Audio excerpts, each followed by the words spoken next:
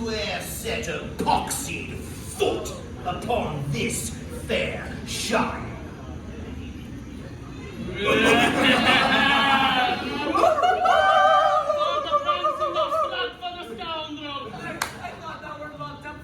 Racing well.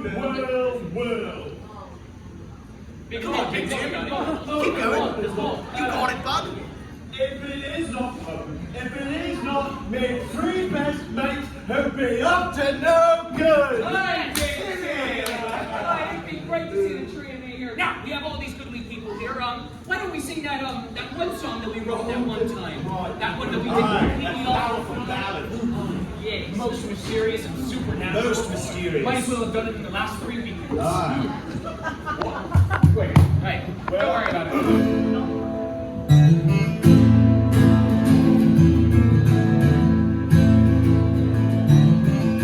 This is the greatest and best song in the world.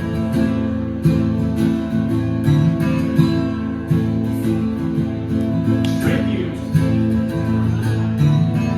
In the days of yore, me and my brethren three here, we was walking down a long and lonesome road. When all in a flash, there gleamed a gleaming demon In the middle of the road, spake he thus. Play the best song in the world, or I'll eat your souls. Come in, lads. We looked at each other, and he said, very well. So we prayed the first thing that came to our heads, which just so happened to be the best song in the world. It was the best song in the world. A look into my eyes and it's easy to see. One and one makes two, two and one makes three. The destiny. Once every 100,000 years or so, when the sun doth shine and the moon doth glow on the rainish road. Well, needless to say, the beast was stunned. Whip crack when he struck the tail, but the beast was dead. He asked us, Be you angels? and we said, nay, we're rakish roads.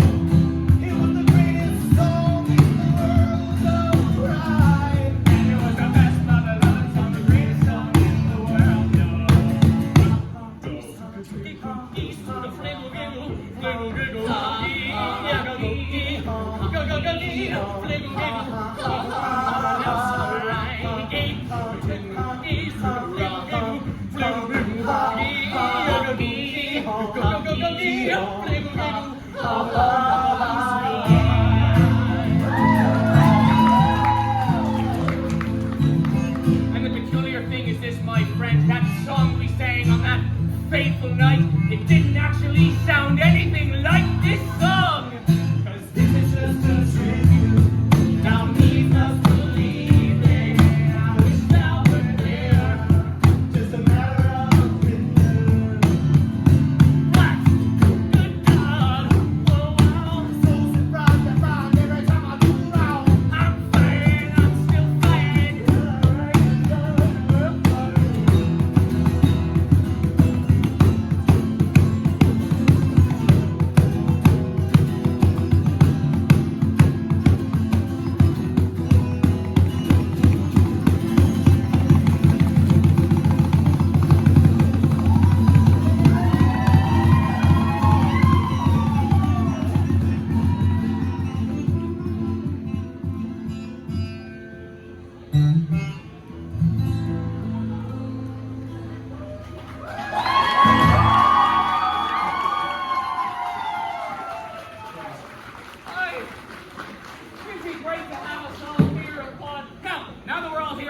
time for some proper introductions, right?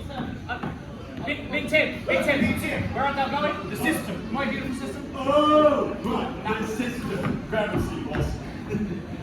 Now, the men standing to my left have a steady hand, whether it be on the plow, on the carriage reins, or on something harder. I give you the original speed demon, Ford Branson!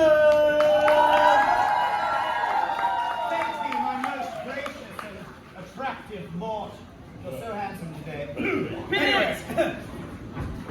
Lords and ladies, the man on the left of me needs no introduction, but I'm going to give him one anyway.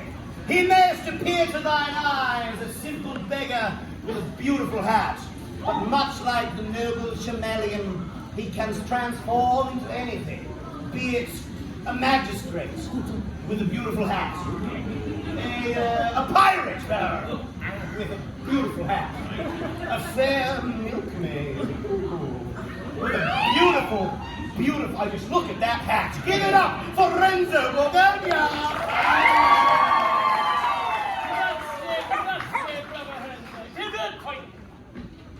The one on the left of me need no introduction. What do they lack in a strength? They make up for in the brains, for they have so much brain, they have left no room for hair. But I also... I give thee the leader of the Thieves Guild, Cornelius Coningstone!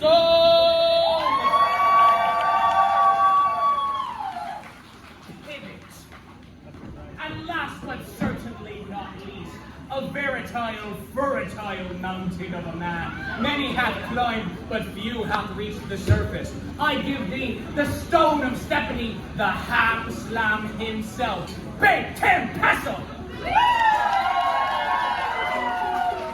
And together, the four of us are The Rakish Road! Oh, and speaking of hand slamming, this be an adult show. Yes, so thou hast brought thy neighborkins and thou wish to not learn anything about where they came from too early. Just remember if they don't learn anything. 'Tis not our fault. Alright, so now we've got an introduction out of the way.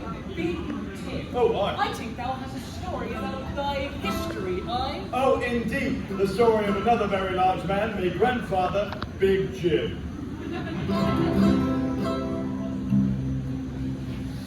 Big Jim, Big Jim, Big Jim.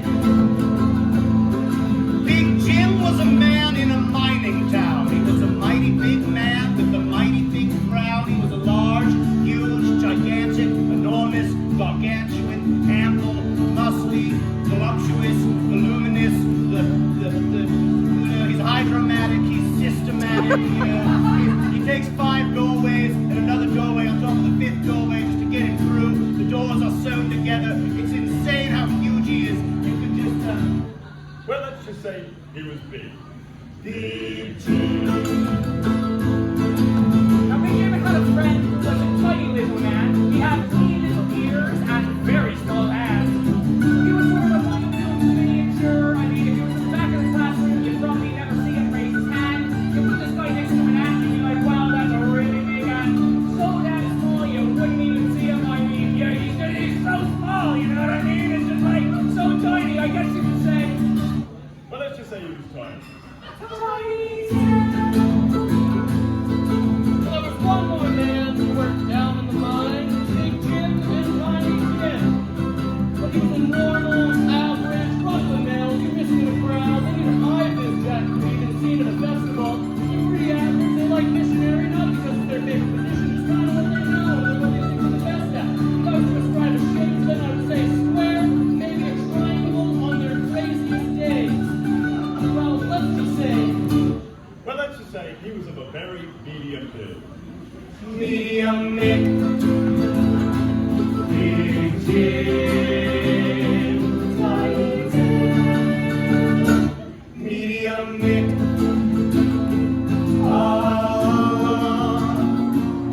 Well, they were working one day down in Shotgun Mine, and there was a huge explosion of a shotgun wall. They stopped, they looked at each number 2.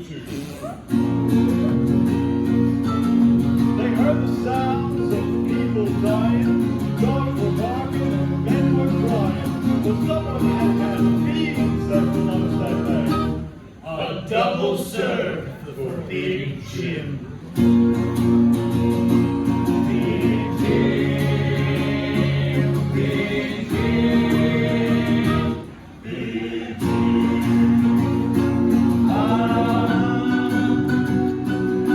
Well, Big Jim's bean problem filled the men with fear, but they knew disaster was drawing near. Medium Mick looked at Tiny Tim and had an idea. If Mick's idea worked, we could save the whole mine. We got oil, hot wax, a crowbar and twine, and shoved Tiny Tim where the sun don't shine. Woo! Up Big Jim. Big Jim felt the pressure was getting high. His blood up below came a warning cry. And Tiny Tim was shot half a mile in the sky. From Big Jim. There was a great flash of light and a deafening sound. It cleared all the trees for miles around, but it cleaned out the shaft and saved the lives of all the men underground. Except one. And they say, when you go around in the mines late at night, You can still smell the ghost of Big Jim. Big